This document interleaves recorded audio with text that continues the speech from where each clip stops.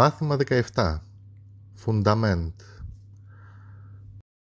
Fundament είναι το θεμέλιο της πρότασης, η αρχή της κύριας πρότασης. Το fundament μπαίνει πάντα πρώτο στην πρόταση και το ρήμα πάντα στη δεύτερη θέση της πρότασης. Μία κύρια πρόταση αποτελείται τουλάχιστον από ένα ρήμα και ένα υποκείμενο. Μαρία Σπρίνγκερ. Η Μαρία τρέχει. Η Μαρία είναι το υποκείμενο της πρότασης και ακολουθεί το ρήμα Springer. Η λέξη Μαρία είναι και το θεμέλιο της πρότασης και βρίσκεται στην αρχή της. Εκτός από το υποκείμενο, στην αρχή της πρότασης μπορεί να μπει ένα επίρρημα, μία ερωτηματική λέξη, μία δευτερεύουσα πρόταση ή ένα αντικείμενο.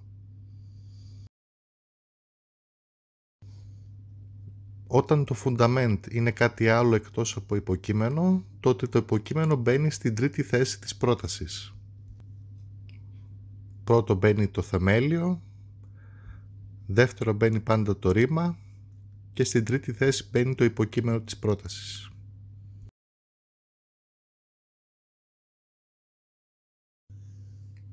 Δύο κεριτό. Εμείς ταξιδεύουμε σήμερα. Υποκείμενο, ρήμα, επίρρημα. Αν όμως το επίρρημα γίνει το θεμέλιο της πρότασης, τότε το υποκείμενο θα μπει στην τρίτη θέση. Idag åker vi. Σήμερα ταξιδεύουμε εμείς.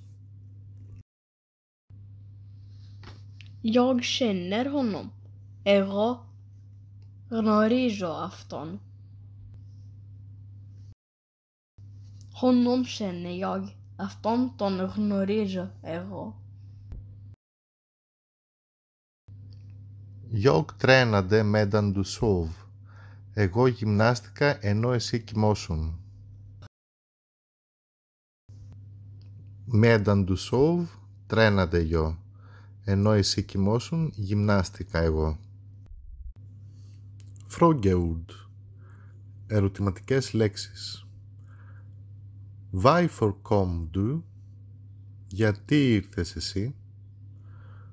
Hur mår han? Πώς νιώθει αυτός?